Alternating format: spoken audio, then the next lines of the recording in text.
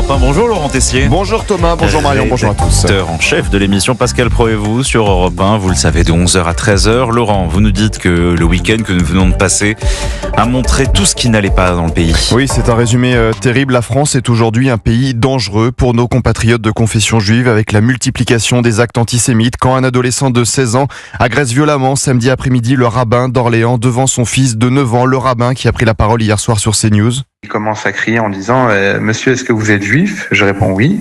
Et il dit « Tous les juifs sont des fils de... » C'est l'insulte et il crache. Tout en se filmant et en nous filmant à nous. Il a donné des coups, il m'a atteint, il m'a mordu fort dans le dos. Pour moi, c'était une question de temps avant d'être agressé, a déclaré le rabbin d'Orléans. Alors Emmanuel Macron peut déclarer que l'antisémitisme est un poison, que nous ne céderons ni au silence ni à l'inaction. Mais que faisons-nous aujourd'hui ? Sophie Primas, la porte-parole du gouvernement, peut déclarer hier dans le grand rendez-vous sur CNews et Europe 1. Il y a une attaque tous les 3 jours antisémite. Ça nous rappelle des heures vraiment sombres. Que faisons-nous ? La France est aujourd'hui un pays dangereux avec une extrême gauche qui par ses déclarations alimente la montée d'actes antisémites. Mais la France insoumise ose le culot, l'ambiguïté permanente quand Manuel Bompard, député LFI, qualifie sur le réseau social X d'insupportable cette agression violente du rabbin d'Orléans. Plus que jamais, soyons unis pour combattre l'antisémitisme. Quand Manuel Bompard lance ses propos vendredi à nos confrères de Nice Matin. Si un jour malheureusement les juifs sont menacés, y compris physiquement en France, je pense qu'ils auront plutôt intérêt à venir se réfugier derrière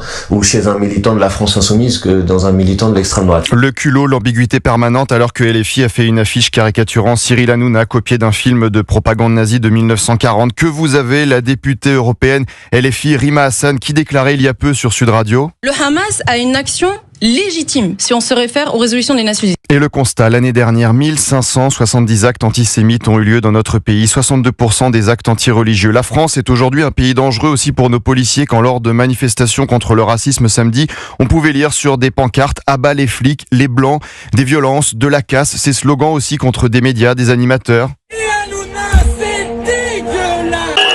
Sur les manifestations contre le racisme, j'ai entendu beaucoup d'indignation ce week-end et c'est normal pour la chanteuse de la Star Academy Ebony, victime de signes injurieux racistes pendant un concert samedi soir à Lille. Elle a d'ailleurs réagi. Une petite dame dans le public qui m'a fait un signe pas gentil. Moi je l'aime en tout cas et j'aime tout le monde dans cette salle.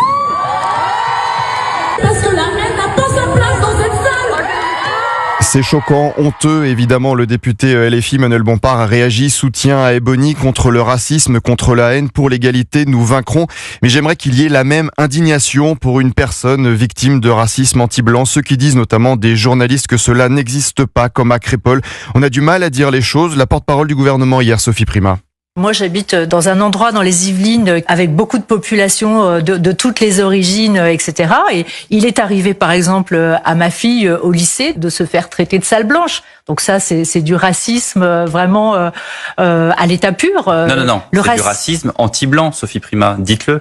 Oui, je veux bien le dire, c'est du racisme anti-blanc. La France est aujourd'hui un pays dangereux. Quand je lis dans le JDD hier que nous avons 82 000 détenus pour 62 000 places, alors que les étrangers représentent 8% de la population. Ils représentent 24,5% de la population carcérale, responsable de 38% des cambriolages, 29% des vols sans violence, 13% des violences sexuelles. On a du mal à dire les choses, on est gêné. Sophie Primas, la porte-parole du gouvernement. Oui, ça confirme que parmi les étrangers, il y a plus de délinquants aujourd'hui. Moi, tous les émigrés qui viennent en France sont pas des délinquants. Mais personne ne dit ça.